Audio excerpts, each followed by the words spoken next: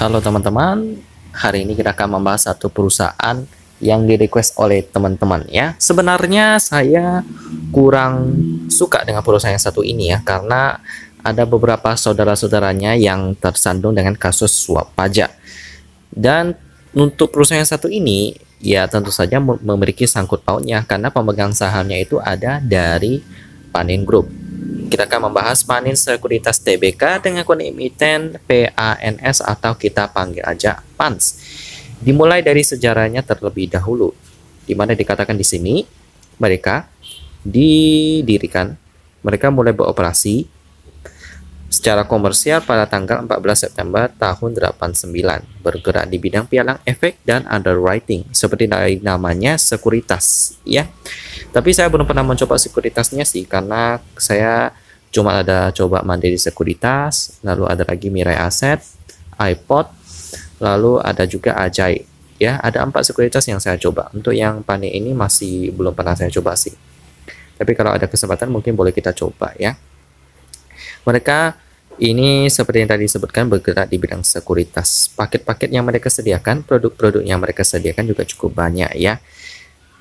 Dari perantara peragang efek, corporate finance, margin trading, leverage repo, asset management juga ada ya. Ada banyak banget di sini. Jadi nggak terlalu banyak yang bisa dibahas sih, dari website mereka juga nggak banyak ya. Jadi langsung aja kita lihat pemegang sahamnya. Ada Patria Nusa Adamas ya yang memegang cukup banyak. Kita lihat di beritanya sih yang cukup menarik itu ada satu ya. Kita bisa lihat di sini.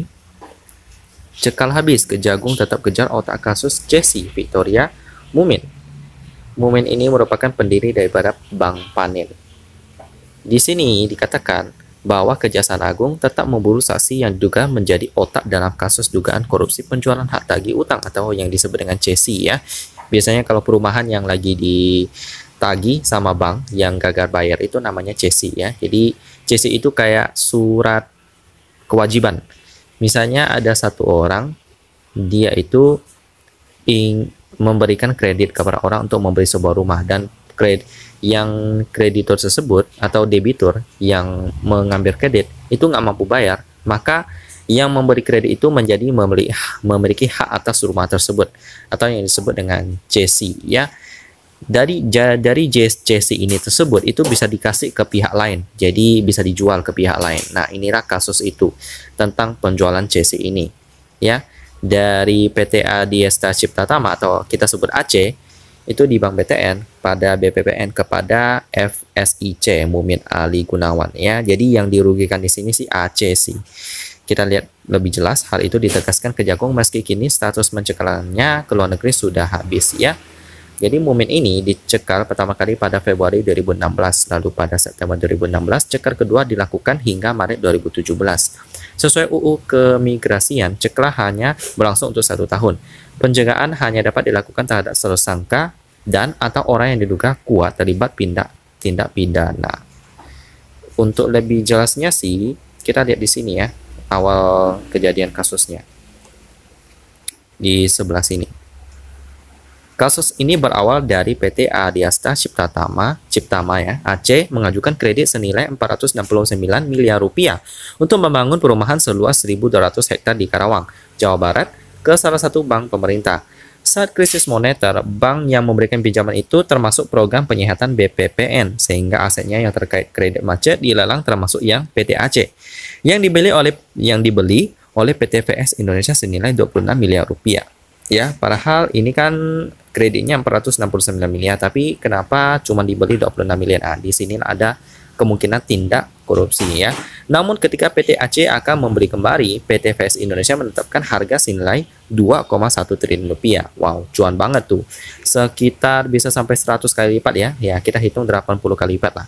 Akhirnya PT Aceh melaporkan dugaan permainan dalam transaksi ini ke Kejaksaan Agung. Dalam kasus CSI ini terlihat jelas ada pidana korupsinya.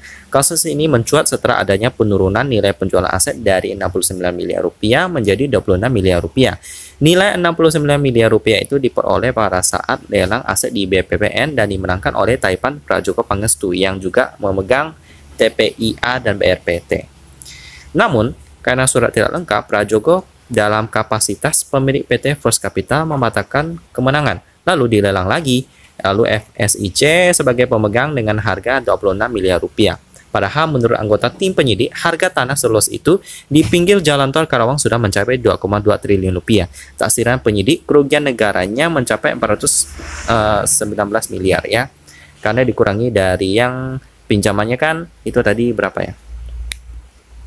469 ya, tapi akhirnya cuma terjual 26 miliar rupiah. Jadi kerugiannya 400 miliar rupiah.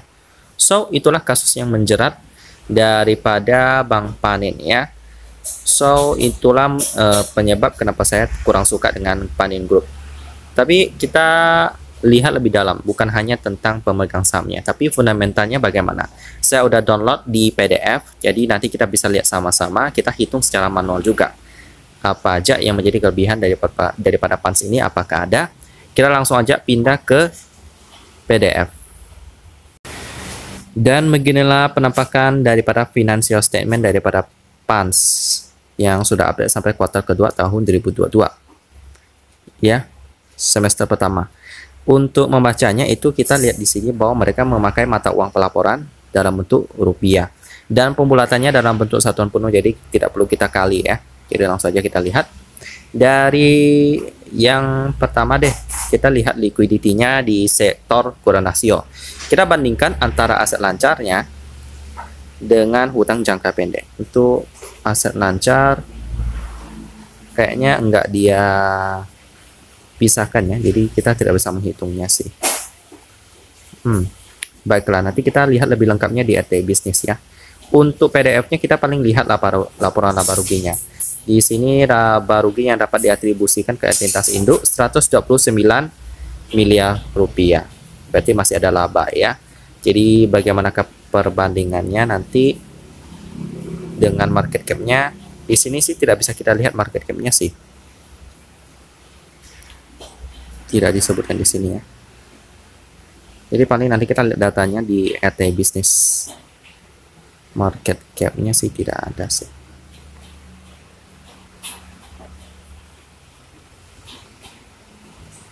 Posisi ekuitas arus kas.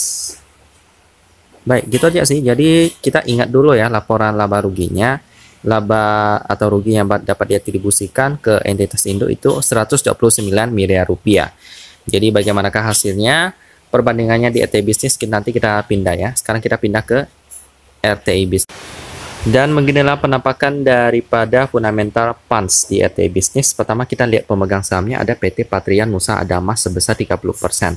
Lalu ada Bank Pan Indonesia Tbk sebesar 29%. Porsi publiknya 40,25%, jadi masih aman. Cuman ya pemegang saham pengendalinya salah satunya ada yang tersandung kasus ya, cukup banyak. Kasus suap pajak lah, kasus korupsi lah, banyak. Jadi ini tentu saja kita harus hindari ya, karena itu juga bukan hal yang baik. Kita lihat dulu fundamentalnya. Tadi kita sudah lihat net profitnya tadi 129 miliar rupiah. Dan di RT Bisnis akurat sekali, jadi bisa kita percaya ya. Lalu selanjutnya untuk PR-nya 4,3 bagus, cuman ya jangan lupa pemegang sahamnya tadi. Dengan kurang rasio 366% ya, jadi cukup bagus. Tapi sekali lagi jangan lupa dengan yang pemegang sahamnya ya. Hari ini turnover-nya nggak sampai 1 miliar rupiah pas udah jam 3.28 menit sore. So, untuk PANS ini bisa kita katakan ya ada dua kriteria yang nggak bagus dari PANS ini ya. Yang pertama dari pemegang sahamnya ada Bank Pan Indonesia Tbk yang tersandung kasus banyak ya, kasus korupsi, kasus suap pajak.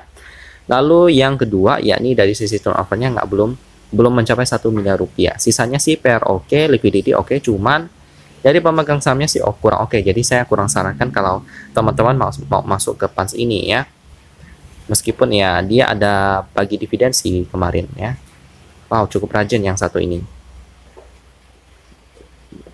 Baik. Dan juga dividennya nggak tanggung-tanggung. Dividen yield-nya bisa sampai 6%-an. Cuman ya kita lihat pergerakan sahamnya apakah menarik. Sering turun ya. Tapi ya sekali lagi salah satu alasan saya menghindari PANS ini, kenapa saya menghindari mereka, karena pemegang sahamnya ada yang melakukan tindak hukum yang cukup berat. So, saya kurang sarankan sih. Jadi gitu aja pembahasan tentang PANS, saham perusahaan yang bergerak di bidang sekuritas daripada Panin Group. Dan kita ketemu lagi di video selanjutnya.